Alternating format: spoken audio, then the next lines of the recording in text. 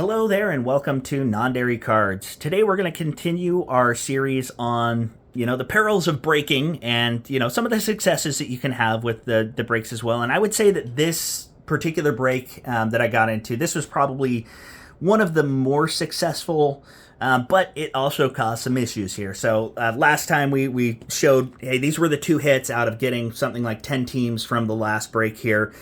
We got a lot of autos, a few inserts, but these were the two hits that we got. So a number to 2025 and an auto here. And so let's go ahead and hop into break number 2 here, where I got a lot fewer teams here. So only got 5 teams and then one bonus here.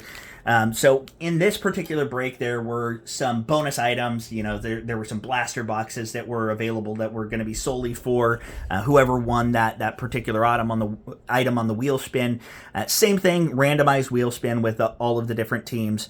And then there was a slab pack essentially that was available in here, and we'll get into that slab pack. So this is the first PSA card that I've ever gotten here. So unfortunately, that caused some issues here, but as we got in, I think the first thing that I did was I want to pick your team, and I chose the A's as the team that I got to pick, and then the other teams that I ended up with were the Royals, the Pirates, the Rockies, and the Nationals. So missed out on the Giants on this one here, but got the A's. I felt like that was a good team because this was kind of early in the break. I think this was only number 7, so picking the Giants there without having a ton of good rookies just didn't make sense. So went with the A's on that from winning that particular session. But without further ado, let's go ahead and get into what we actually pulled from this break here. And so we can see a lot of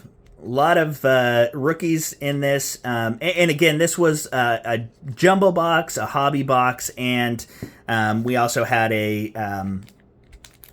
those bonus elements that were available as well. So which it worked out for me, and we'll see that a little bit later.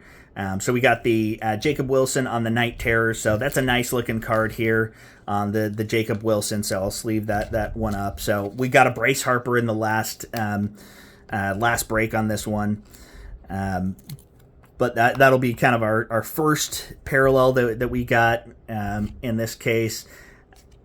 And we got Lawrence Butler, and I picked up that card when I shouldn't have, on the Mojo. So we'll go ahead and put him up here. We'll move our hits from last time out of the way. And I'm actually going to move that guy so I don't mess this up. And then we'll get into our Royals pack, which, again, with Royals, you're going for Bobby Witt Jr., you're going for those kind of cards here. And as we look at them, there's not a ton that we got. We got the Sand Glitter on the Dairon Blanco, and Chris Bubich on the All-Star Game parallel, and then a couple more parallels, or a couple more rookies in there. As we get into Team 3, this is the Pirates, and again, you're hoping to get a nice Paul Skeens on this, but as you can see, there's nothing that's been sleeved by the breaker so far, so that means we didn't get really any hits at this point. So we got some Thomas Harrington, we got our Ronnie Simon on the rookie holo, so that, I think that's the first just rookie foil board that we got out of this, and then we're getting a lot more of the rookie class in here, and then Andrew Haney on the Sand Glitter. So I'm not going to sleeve that up here. And we'll get into the Rockies, and as you see, there's, again, no sleeves on any of this. So break number 2 could not have gone worse when it comes to the actual teams that we pulled. We got a Chrome Mojo parallel, but is that really going to move the needle for us? I would say no. So as we get into this next team, our last team of the break here, the Nationals, we've got a couple of rookie cards here. We got the James Wood rookie debut card. So getting the Nationals is a good one, just similar to the A's. There's a lot of players on both of those teams that are of interest. So we got another parallel there. This was something that was interesting. Most of the 1990s parallels from the hobby boxes were just terribly cut on this one. So almost every single one of those that we get out of this, you're going to see you're going to have that same sort of issue with the how the card was actually cut. We got James Wood on the All-Star Game parallel, and then as you can see, a lot of rookie base, Dylan Cruz on the 90 parallel. And so essentially, if we didn't have the Nationals at this point, this would be a really sad break for us. Now, where it turned a corner is when we get into that bonus item. So on the wheel, we pulled the slab pack, and this was the first time they were doing the slab packs in the break. So nobody knew exactly what those were going to be, but you know, I picked that as I think I had an option to pick, and so I pulled the slab pack. So as you can see, we've got an actual slab, and so what this ended up as a Gem Mint 10 Jackson Merrill Holiday autograph. And so this is not his most exciting of autographs that he's put out there, but for a guaranteed hit out of this, if you're thinking about it that way, okay, there were a total of 4 hits that were available in the boxes.